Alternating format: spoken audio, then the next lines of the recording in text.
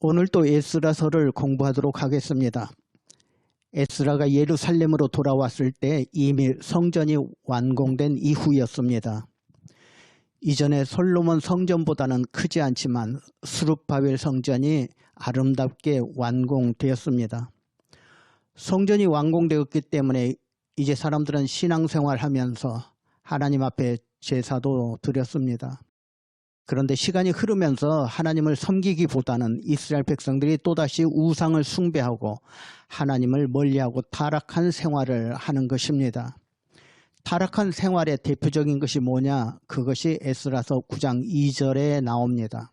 그들의 딸을 맞이하여 아내와 며느리로 삼아 거룩한 자손이 그 지방 사람들과 서로 섞이게 하는데 방백들과 고관들이 이 죄에 더욱 으뜸이 되었다 하는지라. 유대인들이 이방인들의 딸을 맞이해서 아내와 며느리를 삼았습니다. 이방인과 결혼하는 것은 율법에서 하지 말라 하고 하는 명령입니다. 거룩해야 할 이스라엘 백성들이 우상 숭배하는 이방 민족과 결혼해서 서로 혼혈이 되면 이스라엘의 순수성을 잃어가는 것입니다. 그래서 하나님께서는 이스라엘 민족 사람들에게 이방인과 결혼을 하지 말라 그렇게 말씀하셨습니다. 순수성을 잃으면 유대인이나 이방인이나 다를 게 없어지기 때문에 그렇습니다. 특히 제사장들과 레위인들 그리고 방백들과 고관들은 더 열심히 하나님을 잘 섬겨야 합니다. 그런데 당시에는 그렇게 하지 못했던 것 같습니다. 예루살렘에 도착해서 이런 사실을 알게 된 에스라는 한없이 슬프고 가슴이 아팠습니다. 그 내용이 에스라서 9장 3절에 나옵니다. 내가 이 일을 듣고 속옷과 겉옷을 찢고 머리털과 수염을 뜯으며 기가 막혀 앉으니 죄로 인해 이스라엘이 망하고 바벨론 포로 생활 70년이 지나서 하나님의 은혜로 이스라엘로 다시 돌아와 성전을 건축하고 하나님을 잘 섬겨가야 하는데 또다시 우상을 섬기고 이방 사람들과 결혼하고 이러다가는 나라가 망하게 생겼으니 에스라가 기가 막히는 것입니다. 이러다가는 이스라엘이 또다시 망하게 생겼습니다. 그래서 에스라가 옷을 찢고 머리털과 수염을 뜯으며 정신 나간 사람처럼 앉아 있는 것입니다. 아침부터 저녁 때까지 그렇게 앉아 있다가 하나님 앞에 기도했습니다. 이때 에스라가 했던 기도가 에스라서 9장에 기록되어 있습니다. 그 기도의 시작은 이렇습니다. 나의 하나님이여, 내가 부끄럽고 낯이 뜨거워서 감히 나의 하나님을 향하여 얼굴을 들지 못하오니 이는 우리 죄악이 많아 정수리에 넘치고 우리 허물이 커서 하늘에 미침이니이다. 우리 조상들의 때로부터 오늘까지 우리의 죄가 심하매 우리의 죄악으로 말미암아 우리와 우리 왕들과 우리 제사장들을 여러 나라 왕들의 손에 넘기사 칼에 죽으며 사로잡히며 노략을 당하며 얼굴을 부끄럽게 하심이 오늘날과 같으니이다. 에스라는 내가 하나님 앞에 부끄러워서 감히 나의 하나님을 향하여 얼굴을 들지 못하겠다라고 말합니다. 이스라엘의 죄로 인해서 나라가 망하고 포로 생활에 수치를 당하고 이제 돌아와 하나님을 잘 섬겨야 하는데 또다시 죄를 범하는 모습을 보고 부끄러워서 하나님을 쳐다볼 수 없다 하는 것입니다. 지금 이스라엘 백성들은 포로에서 돌아오기는 했지만 완전히 해방된 것은 아니었습니다. 잠시 하나님의 은혜로 종살이 하던 곳에서 돌아와서 고향에서 하나님을 섬기며 살 수 있도록 하나님이 축복해 주셨는데 또다시 죄를 짓고 산다는 것, 이런 사람들의 모습이 바로 저와 여러분의 모습일 수도 있습니다. 이렇게 에스라가 성전 앞에서 울며 불며 기도하고 있는데 많은 사람들이 에스라 앞에 모였습니다. 남자와 여자 그리고 어린 아이들까지 모여서 자기들의 죄를 자복하고 울고 통곡하는 것이었습니다. 그 중에 함께 통곡하던 사람 중 한 사람이 에스라에게 말합니다. 그 사람의 이름이 스가냐로 성경에 나와 있습니다. 우리가 하나님 명령대로 살기를 원하는데 당신이 앞장서서 우리를 도와달라 하는 것입니다. 당신 에스라가 지도자가 되어서 우리 백성들을 올바르게 지도해 달라고 부탁하는 것입니다. 이 말을 들은 에스라가 골방에 들어가서 금식하며 기도했습니다. 그리고 나와서 모든 사람들을 3일 안으로 예루살렘으로 모이라 그렇게 말합니다.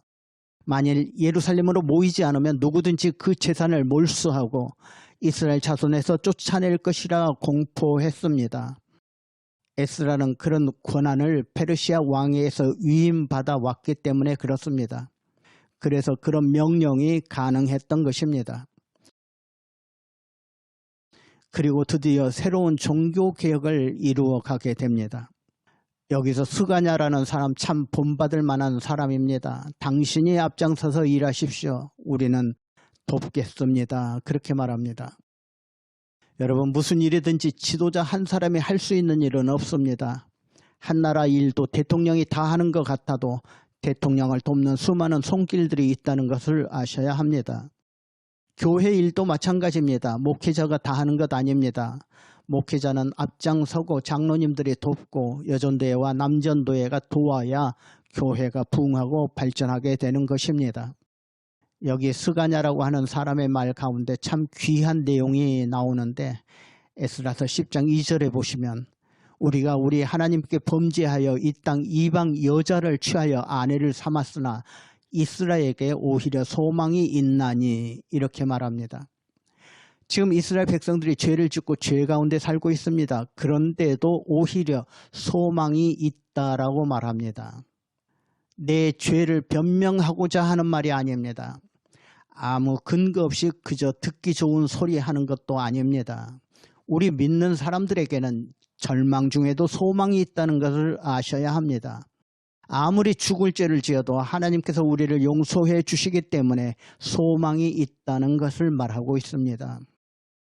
에스라서 마지막 장 10장은 사람들에게 소망이 있는 모습을 보여주는 내용이 나옵니다. 에스라가 금식 기도한 후에 모든 사람들은 3일 이내로 예루살렘에 다 모이라 하니까 사람들이 다 모였습니다. 성경은 그 날짜를 정확하게 기록하고 있습니다. 유다와 베냐민 모든 사람들이 3일 내에 예루살렘에 모이니 때는 아홉째 달 20일이라. 무리가 하나님의 성전 앞 광장에 앉아서 이 일과 큰 비 때문에 떨고 있더니 백성들이 다 모였습니다. 그런데 사람들이 떨고 있다는 것입니다. 자식들을 이방 사람들에게 시집 보낸 사람도 떨고 장가 보낸 사람도 떨고 이방 여자를 아내로 얻은 사람들도 떨고 있었습니다. 그런데 그날 비가 엄청 쏟아졌습니다. 그래서 큰 비 때문에 사람들이 또 떨고 있었습니다. 이때 에스라가 사람들에게 말합니다. 너희가 범죄하여 이방 여자를 아내로 삼아 이스라엘의 죄를 더하게 하였으니 이제 너희 조상들의 하나님 앞에서 죄를 자복하고 그의 뜻대로 행하여 그 지방 사람들과 이방 여인을 끊어버리라. 지금 이방 여인과 결혼해서 살고 있습니다. 어떤 사람들은 자식들을 낳고 가정을 이루고 살고 있습니다. 그런데 이방 여인을 끊어버리라 하는 것은 이방 여인과 이혼을 하든지 아내와 자식들을 갖다 버리라는 말인데 여러분 같으면 어떻게 하시겠습니까?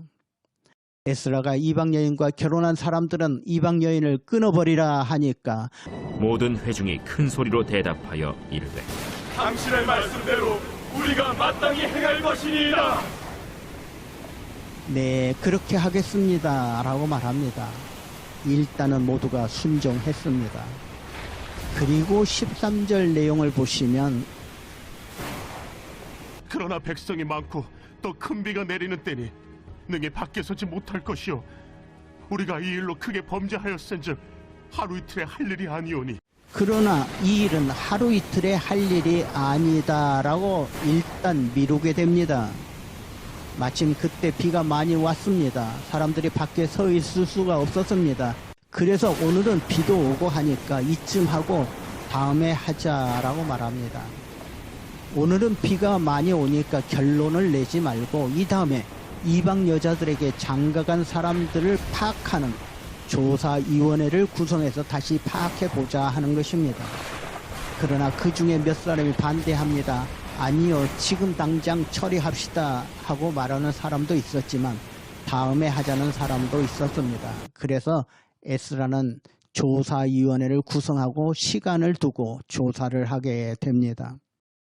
그리고 석 달이 지난 후에 조사를 마쳤는데 제사장 중에 15%가, 그리고 성가대 중에서는 또 몇 프로가, 문지기 중에서는 또 몇 프로가, 이 사람 저 사람 다 합쳐서 약 110명이 이방인과 결혼한 사람들이 나왔습니다. 그 사람들의 이름이 10장 마지막에 성경에 기록되어 있습니다.